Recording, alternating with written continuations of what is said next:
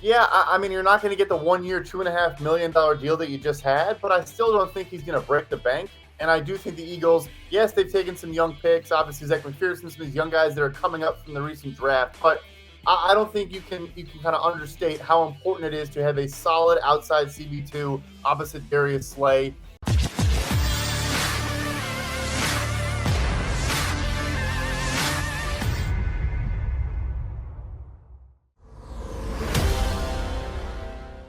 Let's get a little tape level, because Brad Spielberger of Pro Football Focus, good enough to hop aboard with us for a couple of minutes. Brad, how you doing, bud? I'm doing well. I'm down in Mobile, Alabama for the Senior Bowl.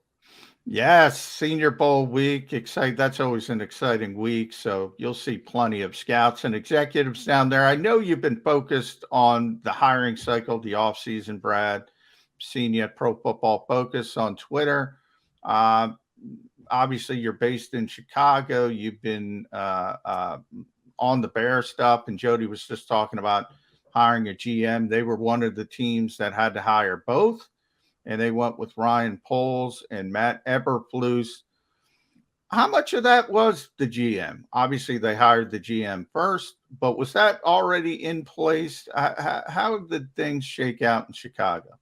Yeah, I think you're going to hear a lot about how it was entirely Ryan Poles. And my understanding was throughout the process, they were asking these candidates, who are the coaches you want us to interview? Who are the guys you like? So that if and when we do hire you, we'll have a second interview with that guy, not a first, kind of to get the ball rolling, get things moving. And Matt Eberflus, not only was on his list, but apparently was the top name on his list. And I do believe all of that. But nevertheless, for him to get hired and then they basically just have one day of interviews, because the day he was hired, he interviewed Jim Caldwell in the building.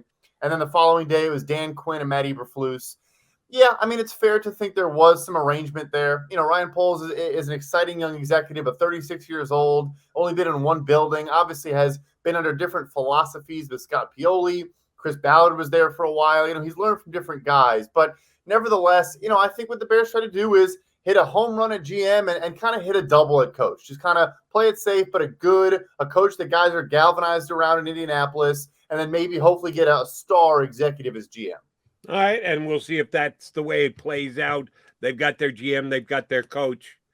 Who's going to be their offensive guru? Because if anybody who listens to the show knows how big a Justin Fields fan I am, from the time he was at Ohio State to when he was passed over in the draft, teams, in my opinion, making mistakes by not grabbing him.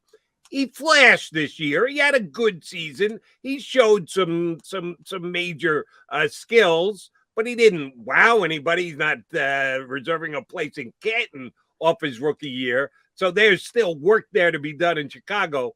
Who's going to be doing it? Who's going to elevate my guy Justin Fields to the level he needs to get to? Yeah, this is of course the most important part of all of this. His development it matters more than everything else combined, frankly. And so the offensive coordinator is going to be Luke Getsy, who was this past year, he was the quarterback's coach and pass game coordinator for the Green Bay Packers. And I think it's a very interesting hire. He keeps getting associated with the Kyle Shanahan tree. Yes, he obviously now has been under Matt LaFleur in Green Bay for a couple of years, but he's actually a disciple of Joe Moorhead, who kind of runs this up-tempo, 11 personnel, so 3 wide receivers, a lot of RPOs, and using the quarterback's legs, frankly, more than we probably saw last year. And the funny connection is that Joe Moorhead actually recruited, he was the offensive coordinator at Penn State. They actually had a soft commitment from Justin Fields to go to Penn State to play for Joe Moorhead. That obviously fell apart, but nevertheless, there's kind of always that connection there. There's rumblings that Joe Brady may also come on as the quarterback's coach or pass game coordinator as well. He's from that same tree. He also worked at Penn State that same time. So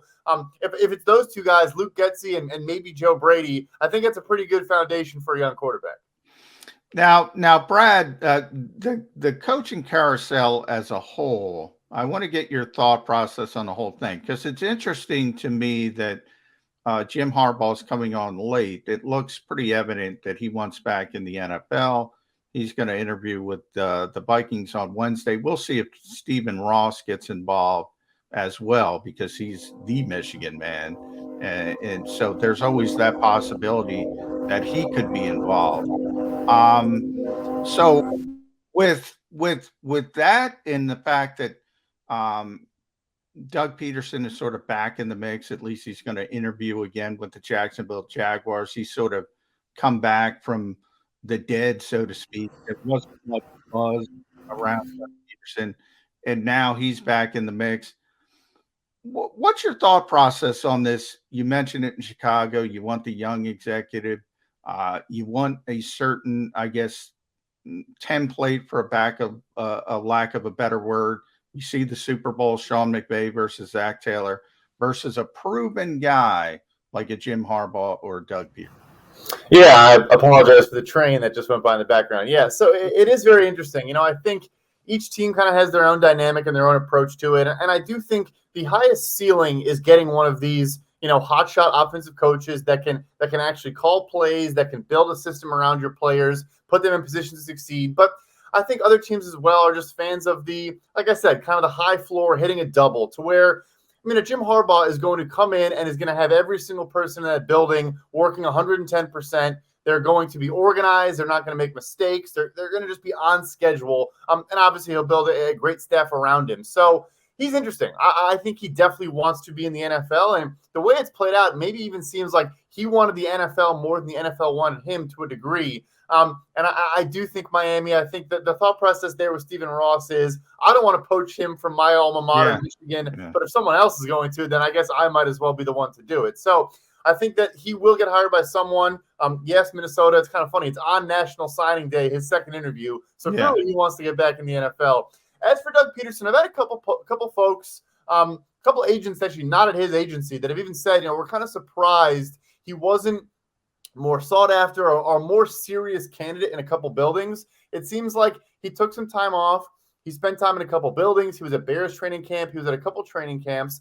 And they feel like he got the rest and recharge that he needed. He learned some things, went back and tried to, self-scout, self-correct. And he still should be able to build a pretty solid staff from that tree. So I think it's interesting he hasn't been as serious of a candidate. Maybe Jacksonville, Lord knows what they're doing down in Jacksonville, but maybe he does emerge as a real choice, because for them it's kind of a safe play if everything falls apart. Brad, Truth in Advertising, the site that you guys have, from time to time, I sing your praises to the hilt, and other times I say, what the hell are they looking at? I can't agree with what they're coming out with in rankings and ratings. So it all matches up to what you think. But I think you guys give us a baseline to work with to be able to debate. So I'm going to thank you very much for that. One place where I do agree with you, I saw an article the other day about Steven Nelson of the Eagles was one of the best tackling secondary guys in the National Football League this year. I'm a big fan. I think the Eagles did a great job by signing him. They showed patience during the offseason, because John and I are doing a show every day starting last April going, when are the Eagles going to get their other quarterback across from play? When are they going to sign CB2? We know they have Darius Slay, but when the hell are they going to get another? And they waited and they waited and they waited. And they had Steven Nelson for a very reasonable one-year price. And I think he had a hell of a year in Jonathan Gannon's sometimes a little too soft defense. How key is it that the Eagles do what it takes to get Steven Nelson re-signed? Yeah, no, you got to applaud their patience. Steven Nelson was a good player, and that cut from Pittsburgh was more because he wanted an extension, wanted new money. I don't think they wanted to move on from him necessarily. So, yeah, you're not going to get the 1 year, $2.5 million deal that you just had, but I still don't think he's going to break the bank. And I do think the Eagles, yes, they've taken some young picks, obviously Zach McPherson, some of these young guys that are coming up from the recent draft, but I don't think you can kind of understate how important it is to have a solid outside CB2 opposite Darius Slay. I think it matters a lot, because I still think, at safety, Anthony Harris was so. Rodney McLeod, good player, but obviously getting up there in age. Like Avonte Maddox, a good slot corner, but you can't have a couple holes in your secondary. I think they should do what it takes to get it done. Maybe a 2 year, $15 million. I don't see it going much higher than that. And because they were so smart and proactive to get Mailata done, to get Goddard done, to get Maddox done, they have some funds and some, the ability to negotiate through that. But I also wouldn't be surprised if, once again, they're patient and try to hit the lotto again like they did last year. Yeah, Brad, if you look at the Eagles and what they did, and obviously they took the Carson Wentz medicine last year, significant, historic dead cap hit. They were able to overcome that and build a playoff team. So they come in, and this is your wheelhouse, obviously, a Pro Football Focus and everybody should check Brad out there, and also over the cap. Not a ton of money, but they have some maneuverability this year. And we know Howie Roseman, he's not the only one, but maybe uses the voidable years trick more than most. And that just pushes things back and back and back and back. You have two camps. You have the hand wringers, I like to call them, who are always worried about the cap and how are we going to do this? And the other ones who say, it's not that big of a deal. Howie always figures it out in this particular town. How much does it matter when you keep pushing things off again and again and again? So it definitely matters, but I think it was important for them to take their lumps this year. There are ways to go about handling the dead cap to where you could split it between the current year and the following year, using a post-June 1 designation. For example, with Drew Brees, the Saints are still going to be paying him about $11.5 million on their 2022 salary cap. And they didn't have a choice. They had to do that. And so for Philly to not do that with a handful of guys they've had to deal with and just take it all in the current year, obviously it limits things. They probably didn't even expect to be in the playoffs this year. But it's great. And now going forward, you have more flexibility. Obviously, Brandon Brooks' retirement does help them from a salary cap standpoint. So it's never something that you want to do so consistently that it limits your ability to spend. But when the salary cap goes up every year as it's supposed to, it's going to absorb a lot of that dead money. And that's what Philly's approach is always going to be. I mean, Jeffrey Lurie is an owner that doesn't want to have cap space. He wants to have talented players on his roster. And that's his approach. And they're never going to get – look, if the salary cap didn't drop because of COVID, it wouldn't have been as dramatic and drastic as it was. Once it gets back on its upward trajectory, I mean, you see it too. Even in Cleveland when they had cap space, a ton of it, Andrew Berry was still doing the same structure because their belief is just it's almost like, inflation. Like a salary cap dollar right now is worth more than a salary cap dollar in 3 or 4 years because the cap will be so much higher. So I think they're going to stick with that. You can't go crazy with it. Again, though, if you have a cheap quarterback like Jalen Hurts, that saves you so much money that you kind of can get a little bit aggressive outside of it. All right. And real quick, before you jump in, I just want to alert all the listeners. Tom Brady has officially retired. So he's made it official. Yes, he has made it official. Just moments ago. The Super Bowl. Okay. But we've got Brad here with us, and I want to continue down the cap road with him. I understand what you just said about the overall economy and putting things off to the future and how many years down the road. I'm going to take a break. Just give me this upcoming year. What is the time frame? When are the numbers going to get hard? What kind of position are the Eagles in this offseason as compared to the rest of the National Football League? They're honestly in a fine position. I mean, last offseason was much worse. And I think now, because they have this influx of youth, I mean, like I said, the Brandon Brooks retirement's a big deal. They're going to save about $12 million in cap space there. They can do whatever they want. I mean, frankly, they can do whatever they want because you also, when you have 4 picks in the top 51 picks, you're ideally adding 2, maybe 3 starters on your roster, and so you're again just adding surplus value players that are playing. Their production is above what they're costing you, and that enables you to do more around it. So I wouldn't even say they have limitations. They frankly, if they want to make a gigantic splash move, they could do it. If they don't, if they want to maybe take one more year to maybe move on from a Kelsey or Fletcher Cox, like maybe kind of tear down a little bit further and then kind of push to the future, they could do that as well. But I would say they don't have limitations, frankly, this offseason. Well, Brad, one of the at least positives from a salary cap perspective, you mentioned it a little bit there, is Jalen Hurts being on his rookie deal. So obviously you're not paying the quarterback a ton of money. I know, as somebody who studies this stuff, and we look at this year's Super Bowl, Matthew Stafford, the Rams went about it a different way than the Bengals with Joe Burrow. I think the number is, what is it, 11 or 14%? I've seen 13% thrown out there a lot. Yeah. 13. Nobody's ever paid the quarterback more than that, somewhere in that range, and won a Super Bowl. Yeah. Do you take that seriously? Is that something that you say, look, this is just hard and fast, you have to go about it this way, you have to build your roster, or is it always about the player?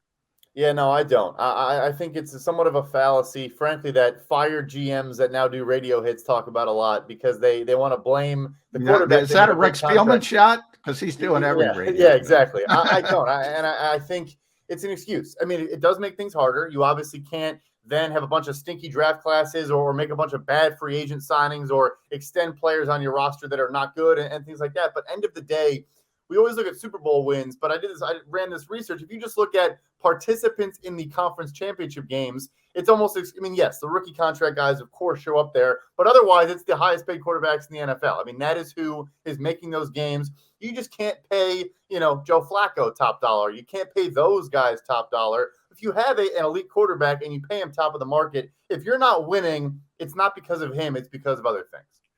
All right, I'm going to ask you to do a little speculation here. And there aren't that many free agents at the quarterback position this upcoming year. But we're losing Tom Brady. We're losing Ben Roethlisberger, guys who have been unquestioned Hall of Famers and the like. And I don't think we've got the players to step in. I'm not suggesting anybody can step in and be a Hall of Famer like a Roethlisberger, certainly not like a Brady. Are we at a little bit of a dearth spot in the National Football League with quarterbacks? You're down in Mobile. You're going to look at the next class that's coming in.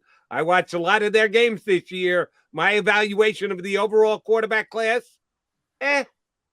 not great, not bad, not awful, but there's no Tom Brady in this mix coming out this year. How is the quarterback position going to play free agency-wise, trade-wise, and the draft-wise? Is this going to be a really disappointing offseason for a bunch of teams? So I do think the draft is underwhelming, although we've obviously have history, recent history of that being the case. I mean, Patrick Mahomes and Deshaun Watson weren't supposed to be, surefire, slam dunk draft picks. So you never know, but I do think it's a pretty weak class. And I think the bigger thing, though, is frankly this past year, the 5 first-round guys, you need Trey Lance, you need Justin Fields, Trevor Lawrence, Zach Wilson. Like those guys need to emerge, play better football. And then I don't think the league's in a bad spot at all. I mean, there's a lot of good young quarterbacks, especially in that vaunted AFC. There are so many good quarterbacks. As for the veteran market, I think it's going to be very active. I think we see Jimmy Garoppolo on the move. I wouldn't be surprised if Kirk Cousins gets moved. I think Josh McDaniels has bought into Derek Carr. I saw one of the beat reporters asked him what it was like to inherit a top 5 quarterback at his press conference, which he didn't laugh, but I think he almost did. But, maybe he goes on the move. I mean, I think there is going to be Russell Wilson, we still don't know. Aaron Rodgers, we still don't know. That, I think, will be the more interesting market is which teams are going to realize there aren't really free agents, there aren't really draft picks, but we're too good of a roster. I mean, even Tampa Bay. I don't see how Tampa Bay thinks that they're going to just hand the keys to Kyle Trask next year. I think they're going to be making calls to Rodgers, to Russell Wilson. I think they're going to try to add another veteran, do the exact same thing they just did with Brady, because this roster is still just too good, in my opinion. Brad, one of the most interesting things to me around the NFL this year is how long the coaching cycle has lasted. And, we were at 9 teams at the beginning of it, so almost 30% of the league. You're in Mobile, and you're going to see a bunch of assistant coaches. Those guys live in uncertainty because you not only have 9 new head coaches at some point, we're going to have 9. They got to populate staffs, and you kind of mentioned it with Matt Eberflus and Luke Getsy, a little bit of it. And then you start going down to position coaches. That's one of the underreported things of the NFL. Sort of assistant coach movement. When you look at teams and try to evaluate teams, how much does stuff like that play into it?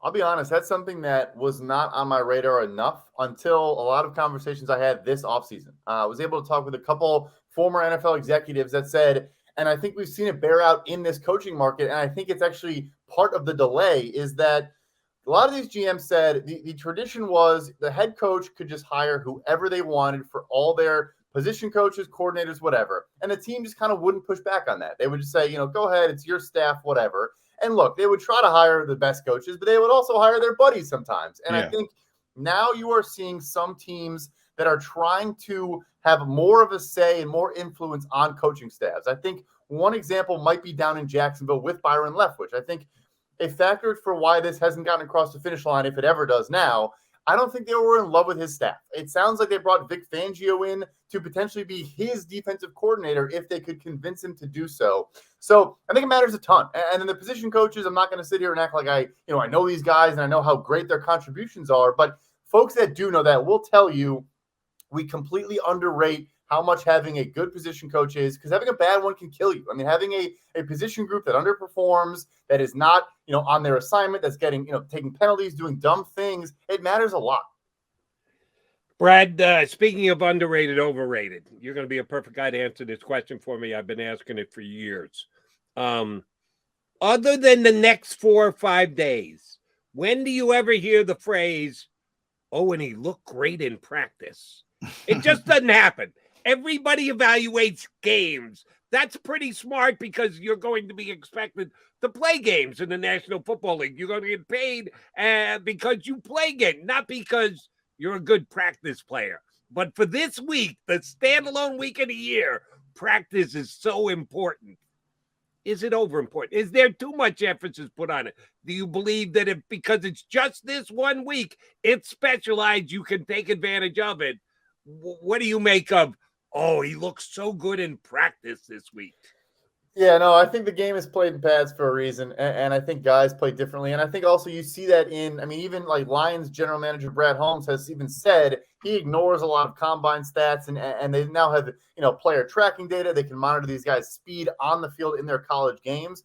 The one thing I would say that I think is huge for events like the Senior Bowl is guys that do not play in the Power Five in a practice going up against Power 5 players. I mean, can they, with a step up in competition, can they still produce? Can they still get open if they're a receiver? Can they still, if they're a lineman, can they still battle in the trenches and handle a higher weight class, so to speak? I think that's where it matters. But yes, in a general sense, we're talking about how many catches this guy had in one-on-ones or, stuff like that. I think it's a bit overblown. But I think it matters more from just a physical standpoint of, do they belong on the field with this caliber of an athlete?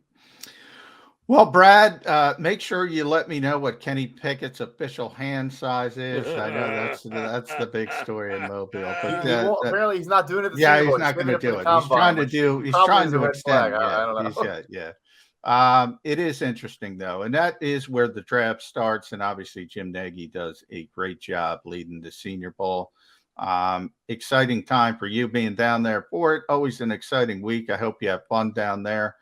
Pro Football Focus, you see it there at PFF_Brad, over the cap, Brad Spielberger. I'm going to put you on the spot. You're not a Philadelphia guy, but we're an Eagles show. I give you one free agent, $22 million in cap space, whatever the Eagles have. Who do you want for the Philadelphia Eagles?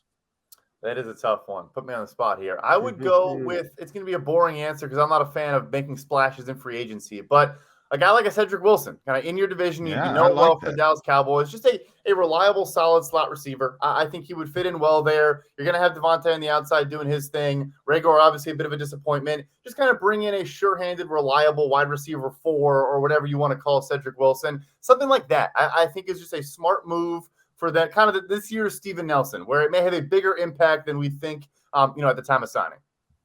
Brad, great stuff. We appreciate you coming on board with us. Have a good time down in Mobile this week. Thank you, guys.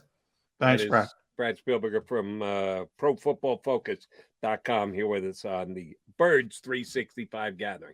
All right, John McMullen, Jody McDonald coming back. Oh, we got a couple of minutes left, and I'm actually going to give credit to one of our contributors to the show here. I know I don't hit the stream very often, but I do. I just flat out laughed. I'm surprised I was able to retain my laugh while we were doing the spot with Brad. We'll come back and put a bow on the show here on Birds 3.